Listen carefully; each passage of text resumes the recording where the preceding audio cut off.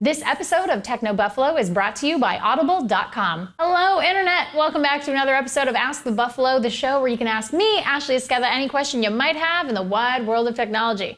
Every Tuesday, we put up a call for questions on technobuffalo.com. You can leave your question in the post comments. Otherwise, you can send them to me any time of the day or night at TechnoBuffalo or at Ashley Esqueda on Twitter.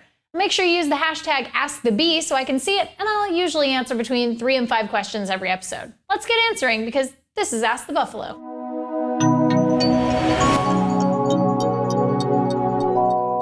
Techno Buffalo poster Paul asks, "Hi Ashley, should I upgrade my HTC One X to HTC One or Butterfly S, or should I wait one more year?" A lot of people ask these questions about upgrading their phones, but at the end of the day, if you keep waiting for that next upgrade, you're gonna end up with like a 5-year-old phone and you'll have never upgraded it, which is a super big bummer. So I say live in the moment, upgrade now. If you have access to the Butterfly S, it's a great device. I just reviewed it. But if you don't, the HTC One is just as delightful. It really boils down to 2 things. Number 1, if you like aluminum and that beautiful machined unibody that the HTC One has, go with that. If you really like plastic, but you also like having expandable storage and a huge battery, go for the Butterfly S. Icaros asks, "Hi there, Ashley. Do you think that the HTC One Max will have a removable back for more storage and the option to switch batteries like the leaked images suggest? Or do you think that it will maintain the full metal unibody design that the One and the One Mini has?" I don't know that HTC would go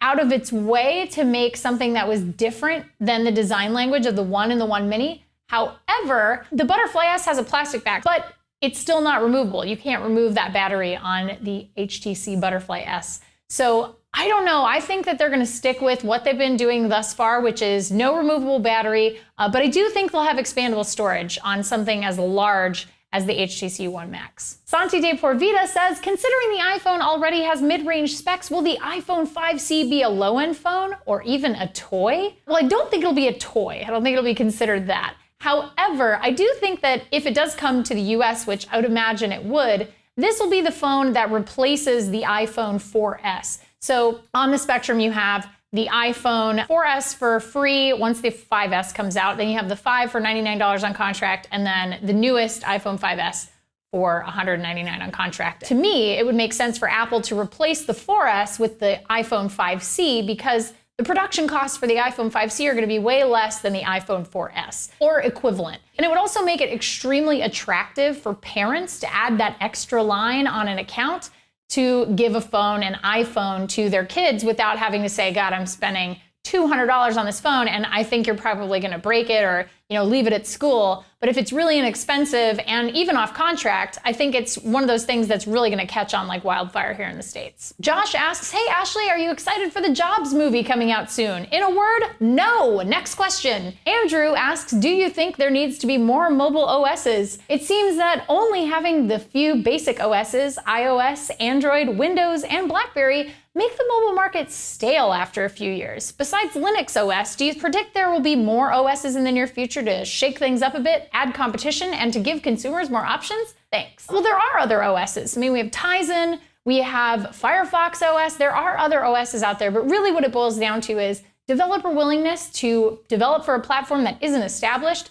And the other part of it is all of the OSs that exist right now are from huge companies. BlackBerry aside, because I think they're in a little bit of trouble. It's been very tumultuous for them and they're going through a lot of change. Microsoft, Google, and Apple are huge companies that back these OSs. So I think that there's a lot of trust involved and a lot of time and energy that goes into developing these things. And especially after the history of WebOS, even getting bought by a company like HP and then crashing and burning in flames after their CEO at the time, Leo Apotheker, I will never forget that name, ruined HP's chances at making WebOS a viable operating system. I think that there's definitely sort of a hesitance to sort of latch on to anything new. So it'll be a while, but I definitely think there's always something that comes up. I mean, years and years ago, we thought MySpace would just be at the top of social media for a long time, and we all know how that ended. I live about 60 miles from Techno Buffalo headquarters. It's a huge commute every day.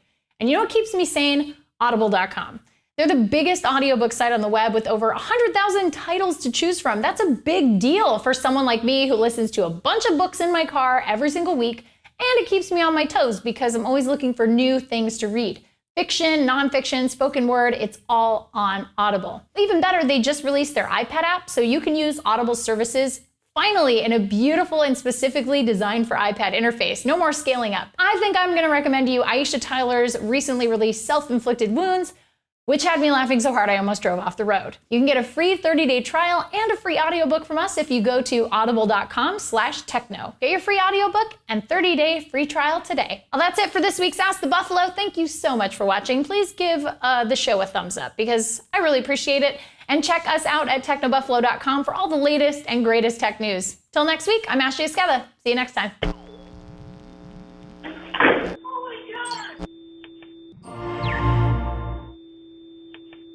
Hey guys, Ashley here. Just wanted to let you know that if you liked what you just saw, we've got 2 other shows that go live every single week. Redinger's Rants, where John totally goes nuts about issues that bug him across consumer technology, and Rumor Roundup, where he tells you all about the best rumors in the world of tech. So click the text below that says subscribe, and if you want to check out either of those shows, click right over here. See you next time. Thanks for watching.